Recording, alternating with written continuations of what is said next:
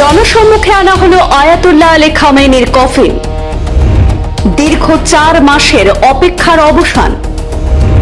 রাজধানী তেহরানে দেশটির শাসক দল এবং শীর্ষ আলেমদের উপস্থিতিতে খামেনির কফিন উন্মোচন।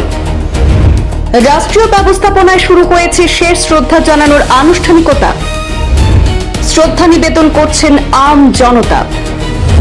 ইরানের নিহত সর্বোচ্চ ধর্মীয় নেতা আয়াতুল্লাহ আলী খামেনির কফিন আনুষ্ঠানিকভাবে সাধারণ মানুষের শ্রদ্ধা নিবেদনের জন্য উন্মোচন করা হয়েছে। স্থানীয় সময় বৃহস্পতিবার অর্থাৎ 2 জুলাই রাজধানী তেহরানে দেশটির শাসক দল এবং বিশিষ্ট শীর্ষ আলেমদের উপস্থিতিতে সেই কফিন উন্মোচন হয়।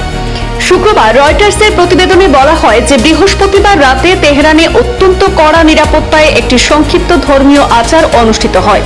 সেখানে কালো পোশাক পরিহিত শোকার্ত মানুষের উপস্থিতিতে তার কফিনটি প্রথম সামনে আনা হয়।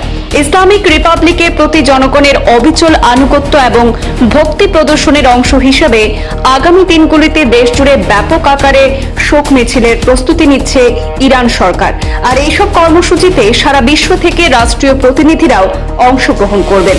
উল্লেখ্য, চলতি বছরের 28 ফেব্রুয়ারি মার্কিন ইসরায়েলি বিমান হামলায় 86 বছর বয়সী আয়াতুল্লাহ আলী খামেনি নিহত হয়েছিলেন।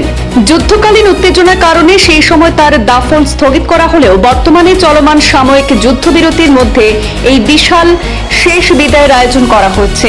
ইরানে পার্লামেন্ট স্পিকার এবং শীর্ষ কর্মকর্তারা কোটি মানুষের সমাগম ঘটিয়ে খামেনির হত্যাকাণ্ডের বিরুদ্ধে আন্তর্জাতিক মহলে একটি কড়া বার্তা দেওয়ার আহ্বান জানিয়েছেন।